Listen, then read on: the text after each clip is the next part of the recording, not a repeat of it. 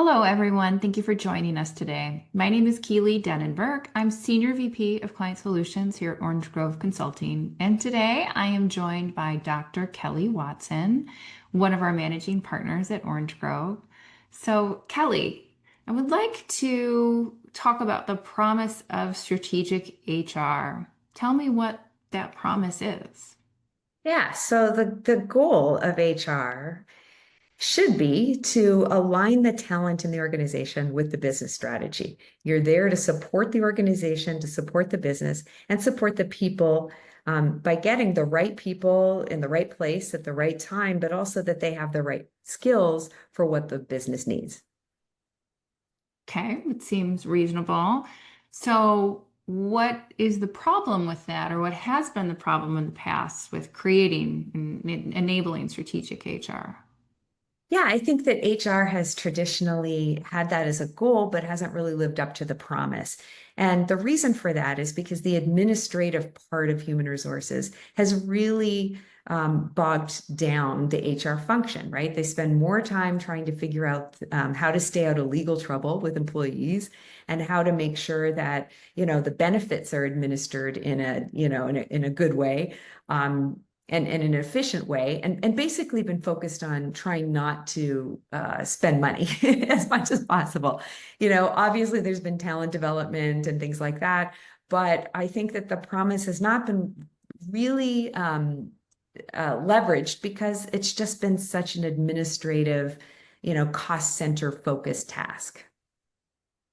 And has anything changed? I mean, now that we have AI and new technology, do you see changes Well, happening? that's it, right? Now the promise can be realized because we have two things. One, we have AI. And so AI can now automate a ton of the just administrative tasks that HR has to deliver. You can write an employee handbook in a matter of minutes now with AI instead of what you had to use in the past. You can have a bot answer questions, the day-to-day questions that come up about people's benefits and how what your policies are and things like that. So there's so much promise with AI being able to do knowledge management, to be able to scrape your systems and have that information available for employees in a moment's notice rather than an administrative person having to go look it all up or whatever and potentially getting it wrong, which leads to some of the complications. So AI, massive opportunity. The second piece is data analytics. And I think that this has been a new frontier for HR. And unfortunately, hasn't been leveraged in the way it could. Now we have this incredible amount of data on our folks, productivity data, their own demographic data, their own just basic usage data of systems and things like that. And so combined with AI, you're able to take this data and do better forecasting of your labor, what you're going to need in the future. You're able to better forecast what services and support your employees are going to need. And you're certainly able to, do look backs now to see what are things that have worked well in terms of skills development and where are the gaps in such a much better way. Now, I will say that that has been the case for several years now, the data analytics that are possible for HR. But without AI, HR has been, I think, in many ways handicapped because many HR leaders have not had data analytics skill sets as their natural skill sets. You think about the type of folks who go into HR tend to be the people. And that isn't always the same skill set that, that data analytics has, requires.